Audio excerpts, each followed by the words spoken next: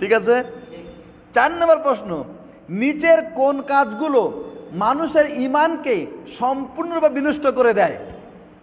কয়েকটা কথা উল্লেখ করা হচ্ছে এখানে, যে এগুলোর মধ্যে কোনটা করলে একজন মানুষের ঈমান সম্পূর্ণ বাতিল হয়ে যাবে।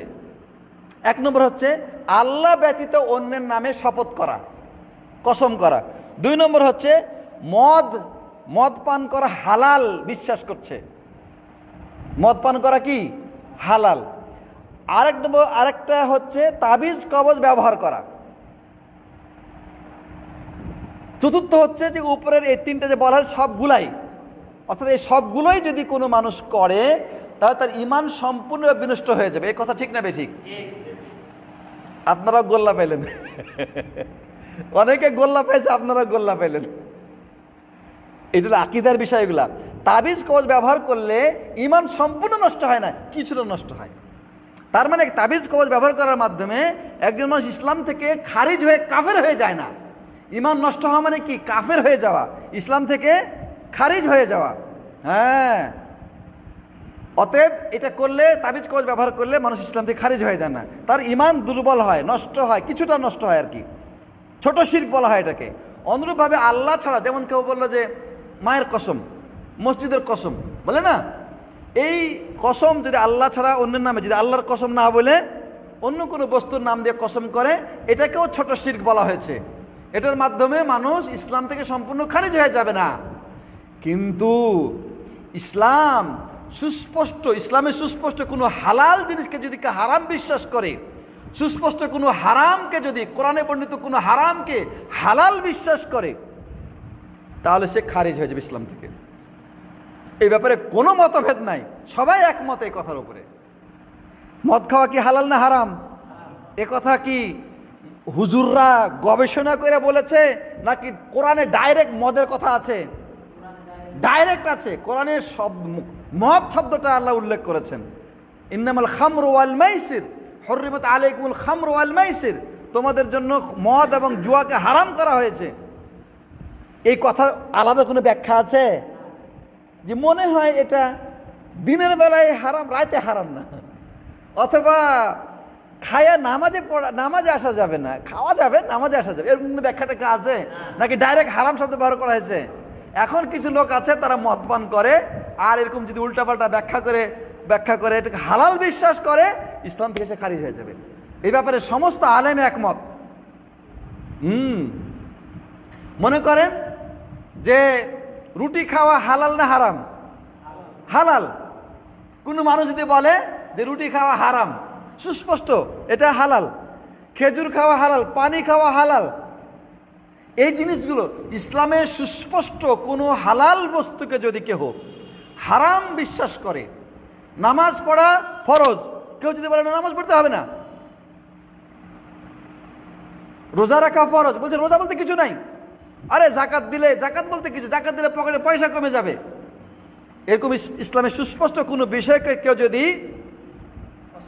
অস্বীকার করে বা করতে হবে না, না করলেও চলবে বিশ্বাস করে, তার ঈমান সম্পূর্ণ নষ্ট হয়ে যাবে।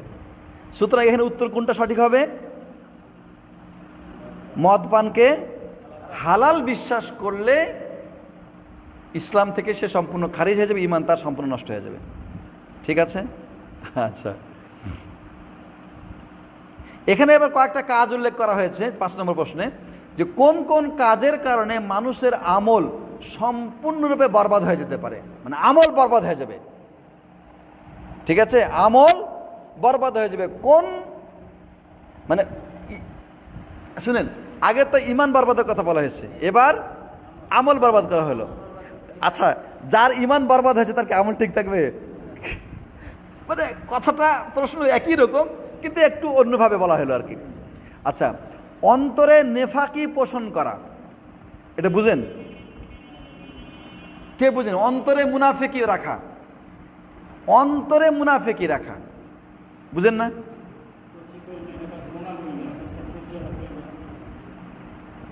হ্যাঁ, অন্তরে মুনাফিক মানেটা কি? ঠিক আছে, ভিতরে মানে কি? ভিতরে কি আছে? অন্তরে অবিশ্বাস আছে। হ্যাঁ, এটা কি ভিতরে মুনাফিক? এটা কি?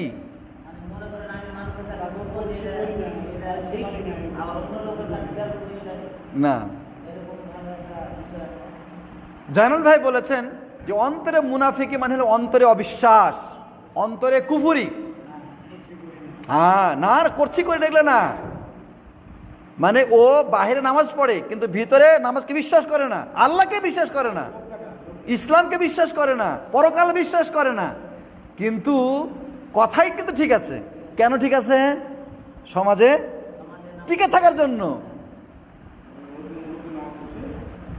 সমাজে টিকে থাকার জন্য।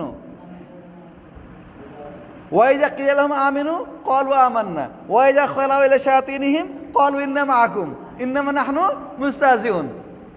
তারা কি করত? যখন মুমিনদের সামনে আসতো, আমরা তো মুমিন, কালেমা পড়েছি, নামাজ পড়ি, আমরা মুমিন। আর যখন তারা ওদের কাফিরদের কাছে যেত, আরে আমরা তোমাদের সাথে আছি, একটু ঠাট্টা মস্করি করে আসলাম আর কি, ঠিক না? তাহলে মুনাফেক অন্তরে নেফাকি পোষণ করা মানে, দেখেন আমরা নেফাকি বুঝি না, মুনাফেক বুঝি আমরা। মুনাফিক বুঝে যে তুই ওয়াদা খেলাপ করেছিস, তুই শালা মুনাফেক হয়ে গেছিস, নাউজুবিল্লাহ, বলে না তুই মুনাফেক হয়েছিস বেটা, না বলা যাবে না। মানে কর্মগত কিছু মুনাফেকি আছে, যেমন ধরেন ওয়াদা খেলাপ করা, আমানতের খেয়ানত করা, হ্যাঁ, তারপরে আপনার মিথ্যা বলা, কাজে ঝগড়া লাগলে ফাঁসে মানে অশ্লীল কথাবার্তা ব্যবহার করা, এগুলো হচ্ছে কর্মগত মুনাফিক। মানে একজন মুমিন, তার অন্তরে কি আছে? আল্লাহর প্রতি বিশ্বাস আছে, পরকালের প্রতি বিশ্বাস আছে, ঈমান সব ঠিক আছে, কিন্তু সে কাজে কর্মে এ ধরনের কিছু পাপ পিছলে গেছে, তার একটু উল্টাপাল্টা করে ফেলেছে। এটা হচ্ছে কর্মগত মুনাফিক। কর্মগত মুনাফিকই করলে ইসলাম থেকে খারিজ হয় না, কিন্তু অন্তরে যদি মুনাফিকি থাকে, তার মানে আল্লাহর অবিশ্বাস থাকে, পরকালে অবিশ্বাস থাকে, তাহলে সে ইসলাম থেকে সম্পূর্ণ খারিজ হয়ে যাবে, তার সমস্ত আমল বরবাদ হয়ে যাবে। গায়রুল্লাহর উদ্দেশ্যে নজর মান্নত করা মানে আল্লাহ ব্যতীত মাজারে, দরবারে, দরগাহে মান্নত করা, এটা হচ্ছে বড় শিরক। এর মধ্যে মানুষ ইসলাম থেকে বের হয়ে যাবে, তার আমল সব নষ্ট হয়ে যাবে। গণকের কাছে যাওয়া, কবিরাজ একটু হাতখান দেখে দেন তো, হাত দিতে, আরে তোমার হাতে তো এতগুলি ফাঁড়া ছিল, হ্যাঁ, তারপরে দাগ কেটে বাটি ঘুরায় আয়না পড়ে ঠিক ঠিক দেখে দেয় না, অথবা কেউ হলো তারপরে তখন কি মন্ত্রসন্ত্র পড়ে আপনাকে বলে দিবে যে আপনার এতগুলি ফাঁড়া ছিল, এতগুলি ফাঁড়া সামনে আছে, ভবিষ্যতে এই সমস্যা আছে, আপনি তাবিজ ব্যবহার করলে ঠিক হয়ে যাবে, অথবা পাথর ব্যবহার করবেন, এই আংটি ব্যবহার করবেন, সব ঠিক হয়ে যাবে।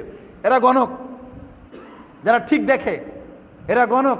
তো এই গণকের কাছে গেলে একজন মানুষ সম্পূর্ণ ইসলাম থেকে খারিজ হয়ে যায় না, তবে সে ছোট শিরক করে। সুদ খাওয়া, হালাল বিশ্বাস করা।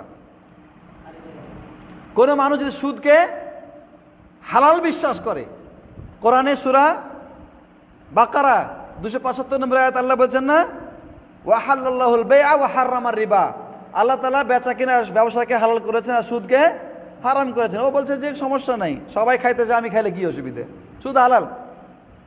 আজকাল আমাদের সমাজে তো সুদ অহরহ ব্যাপার, এবং সুদ আমরা মানে সারা বিশ্বে আমরা সুদে চ্যাম্পিয়ন, বুঝলেন না? ডক্টর ইউনুস সুদে কারবার করে নোবেল প্রাইজ পাইছে, নাউজুবিল্লাহ মিন জালিক।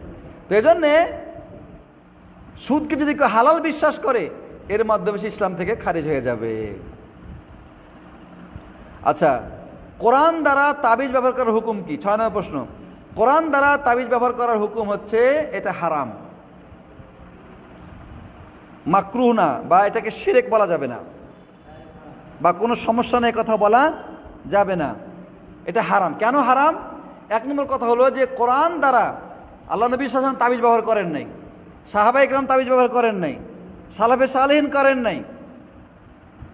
কিন্তু অনেকে কোরআনে আয়াত লিখে, কাগজে লিখে, মাদুলির মধ্যে ভরে গলায় লটকিয়ে রাখে, এটাকে বলা হয়, ওলামায়ে কেরাম বলেছে এটা হারাম। এই জন্য হারাম যে এটা করলে কোরআন ব্যতীত অন্য যে শিরকি তাবিজ আছে মানুষ এটা ব্যবহার করতে চলে যাবে, ওটাকে হালাল মনে করবে।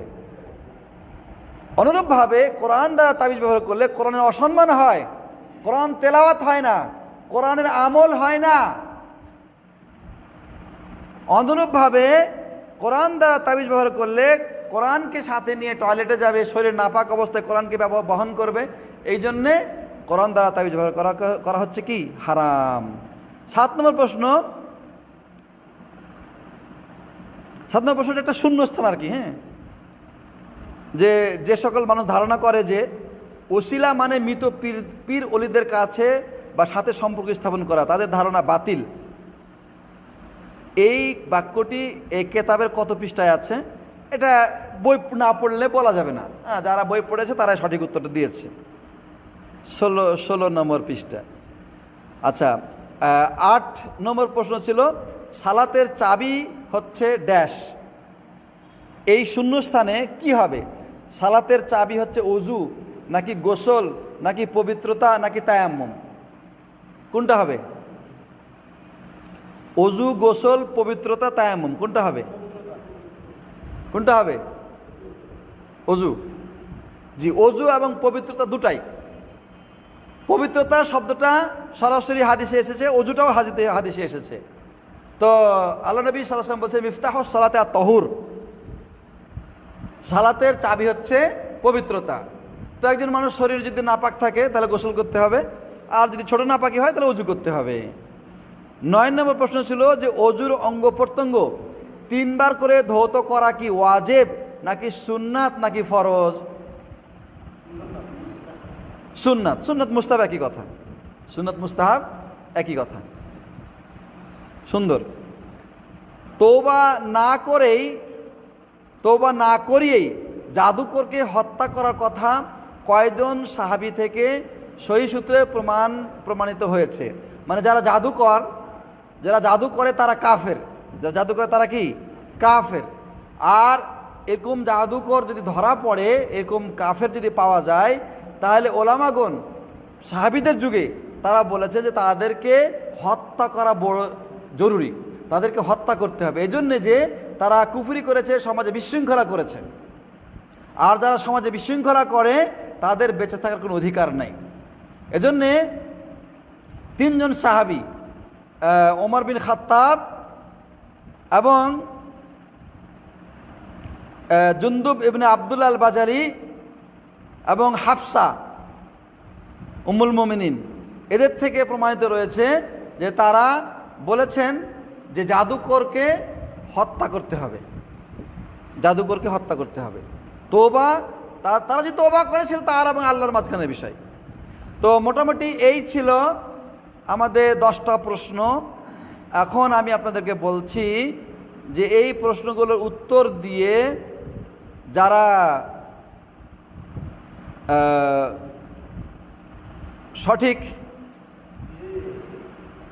সঠিকভাবে মানে বিজয়ী হয়েছেন এবং 100 নাম্বার পেয়েছে, 100-র মধ্যে 100 নম্বর পেয়েছে, তাদের সংখ্যা হচ্ছে 32 জন।